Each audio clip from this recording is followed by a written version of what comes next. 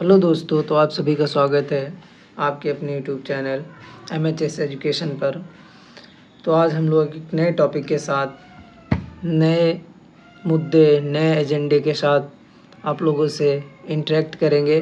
तो आज हम लोग जानेंगे UPPSC के द्वारा GIC लेक्चरार सिलेबस के बारे में। यहाँ पे मैं सोशोलॉजी जो ऑप्शनल सब्जेक्ट है उसके बारे में बताऊँगा। आपका जो सब्जेक्ट होगा उसके अकॉर्डिंग आप देखेंगे। यहाँ पे हम लोग सोशोलॉजी जो हमारा ऑप्शनल है उसके बारे में बात करेंगे इसी चैनल के ऊपर। अगर आप लोगों की रिक्वायरमेंट रही, आप लोगों ने अगर अच्छा रिस्पांस दिया, तो मैं सोशोलॉजी ऑप्शनल को लेकर पूरा एक बैच चलाऊंगा फ्री ऑफ कॉस्ट। तो हमें देखना क्या है, तो सबसे पहले 3 स्टेजेस होते हैं। फर्स्ट स्टेज की बात करते हैं, तो हमारा फर्स्ट स्टेज में रहता है प्री, ठीक है, फिर मेंस, फिर इंटरव्यू। 3 स्टेजेस होते हैं। तो क्या रहता है, 3 स्टेजेस रहते हैं, 3 स्टेज रहते हैं, प्री, मेंस एंड इंटरव्यू। तो हम प्री में देखते हैं ऑब्जेक्टिव पेपर होते हैं। प्री में ऑब्जेक्टिव पेपर होते हैं, ठीक है।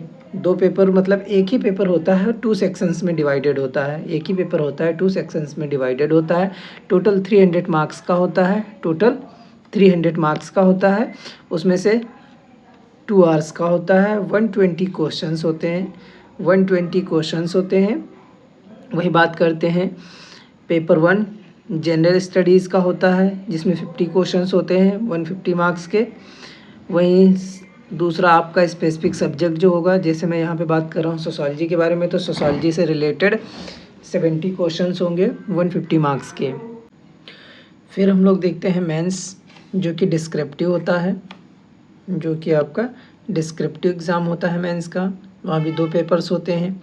एक पेपर होता है जनरल स्टडी और उसी में एसेज होते हैं, ठीक है। 100 मार्क्स का होता है। ये भी 3 आवर्स के लिए होता है, 3 घंटे के लिए होता है। वहीं जो सोशोलॉजी, यानी कि यहाँ पे सोशोलॉजी है ऑप्शनल पेपर, यहाँ पे कोई भी हो सकता है। मैथ्स हो सकता है, हिस्ट्री हो सकता है, पॉलिटिकल साइंस हो सकता है, बायोलॉजी हो सकता है। जो आपने सेलेक्ट किया, जो आपको पढ़ना वो होगा, वो भी 300 मार्क्स का होता है और 3 आवर्स का होता है। ये सारे रिटन फॉर्म में लिखने होते हैं। फिर इंटरव्यू होता है आपका। इंटरव्यू 50 मार्क्स का होता है। इंटरव्यू में आपको पता है पर्सनालिटी के लिए होता है, ठीक है। उसके बाद हम लोग देखते हैं जनरल स्टडी, मतलब जो प्री का एग्ज़ाम है, ऑब्जेक्टिव हो गया, उसका सिलेबस क्या रहता है। बेसिक फर्स्ट पार्ट है, जो पहला पेपर होता है, वो 2 पार्ट्स में डिवाइडेड होता है, पार्ट 1 एंड पार्ट 2, यानी कि पार्ट ए पार्ट बी में डिवाइडेड होता है। पार्ट ए में जनरल स्टडी होती है, जो जीएस एक तरह से पूरा होता है, जो जीएस में अदर एग्जाम्स में पढ़ते हैं, जैसे हिस्ट्री हो गया, जाके हिस्ट्री के अंदर ancient, medieval and modern, freedom moment, ये सारे, एंड वर्ल्ड हिस्ट्री इंक्लूडेड होते हैं। जब आप PYQ करेंगे तब आपको दिखाई देंगे क्वेश्चंस। वहीं Indian national movement and Indian polity भी आती है। फिर economy, agriculture, trade, population, environment, climate, मतलब वही बेसिक सिलेबस रहता है। फिर geography of India and world both रहते हैं। फिर जनरल साइंस में physics, chemistry, biology, current affair जानते हो, नेशनल इंटरनेशनल, लगभग 1 ईयर की रहती है करंट अफेयर। फिर बात करते हैं सेक्शन बी में सोशोलॉजी, ठीक है। सोशोलॉजी में जो हमारा मेंस का सिलेबस है वही प्री में पूछा जाता है, तो इसमें ऐसा कुछ नहीं जो हमको सोचना पड़े, ठीक है। फिर हम देखते हैं mains exam. Mains exam Hindi paper होता है और एशे का होता है। हिंदी का आप लोग देख सकते हैं, जिसमें संधियाँ, समास, अलंकार, वाक्य रचना, मुहावरे, लोकोक्तियाँ, टोटल 6 टॉपिक रहते हैं हमारे। 6 टॉपिक इसके अंतर्गत पाए जाते हैं, 6 टॉपिक। वहीं ऐसे बेसिक है। करंट इश्यूज़ जो होते हैं, लिटरेचर रिव्यू होते हैं, cultural, social problems, political, educational and environmental, किसी भी तरह से हो सकते हैं।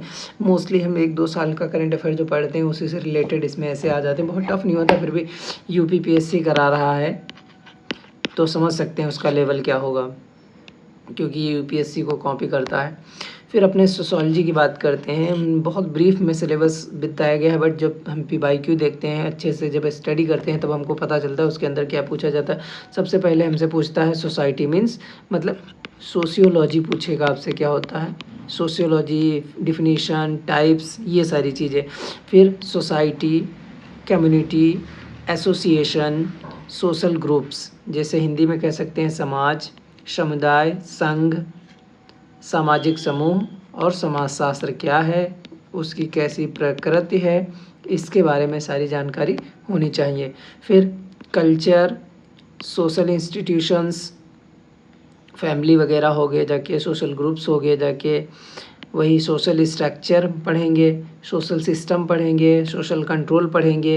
मतलब सिर्फ ऐसे ही नहीं पढ़ना है, इनके बारे में सोसाइटी पे किसने काम किया, कम्युनिटी पर किसने काम किया है, थिंकर्स के बारे में भी पढ़ना रहता है, सोशल स्ट्रक्चर पे किस थिंकर ने काम किया है, इन सब के बारे में इसके अंतर्गत पढ़ना होगा। जैसे संस्कृत, सामाजिक संस्था, सामाजिक संरचना, सामाजिक तंत्र, सामाजिक नियंत्रण।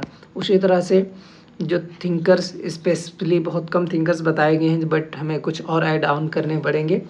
जैसे अगस्त कॉम्टे हो गए, तो अगस्त कॉम्टे की सारी थेरीज हो गई जाके, लॉ ऑफ 3 स्टेजेस हो गया जाके, हायरार्की हो गया जाके, और जो बहुत सी चीज़ें जो दी हैं वो पढ़नी रहेंगी। वही हर्बर्ट स्पेंसर हो गए, एवोल्यूशनरी थ्योरी, एमाइल दुर्खाइम हो गए, सुसाइड हो गई जाके, सोशल सॉलिडेरिटी हो गया जाके, वहीं मैक्स वेबर को पढ़ना होगा, कार्ल मार्क्स को पढ़ना होगा, और इनकी सारी थेरीज को पढ़ना होगा।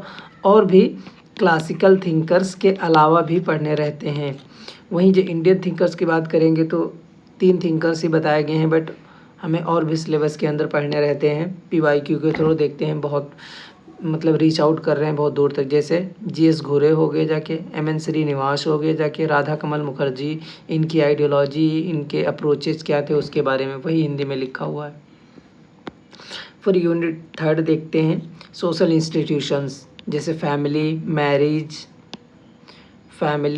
Marriage, kinship, religion, economy, polity, education, इनके बारे में। परिवार, विवाह, कुटुंब यानी कि नातेदारी व्यवस्था, धर्म, अर्थव्यवस्था, राजनीति, शिक्षा, इसके बारे में पढ़ना। फिर हमारा आता है यूनिट 4, सोशल चेंज। ठीक है, सोशल चेंज पे किस थिंकर्स ने काम किया है, उनकी क्या बुक्स हैं, ये सब के बारे में पढ़ना है। जैसे process of social change, industrialisation, urbanisation, modernisation, Sanskritisation, westernisation, secularisation, इन सब के बारे में स्पेसिफिक डिफिनेशन और किस थिंकर्स ने काम किया, इस सब के बारे में हमको पढ़ना रहता है। सोशल मूवमेंट इन इंडिया पढ़ना रहता है। फिर social stratification and mobility, classification, stratification, hierarchy, ये सब पढ़ना हमको रहता है।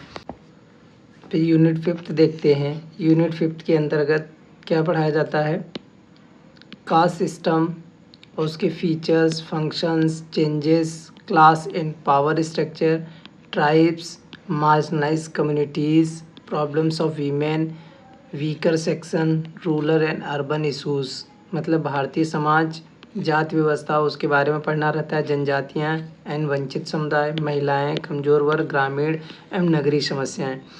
आप लोग अगर अच्छा रिस्पांस देंगे तो कोशिश करूँगा मैं एक सोशोलॉजी, स्पेसिफिक सोशोलॉजी से रिलेटेड बैच लाने की कोशिश करूँगा और हर रिक्वायरमेंट फुलफ़िल करने की कोशिश करूँगा। उसके लिए आप मेरे से कनेक्ट रहें और जो भी इंफॉर्मेशन होगी मेरे पास मैं आप लोगों को तक शेयर करूँगा। Thank you.